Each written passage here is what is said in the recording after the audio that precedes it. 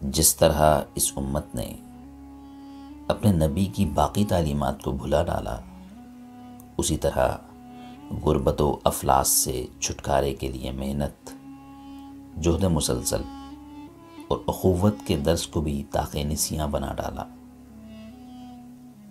इसका नतीजा हम सब के सामने है कि आज ये उम्मत आलमी गदागर बनकर रह गई है।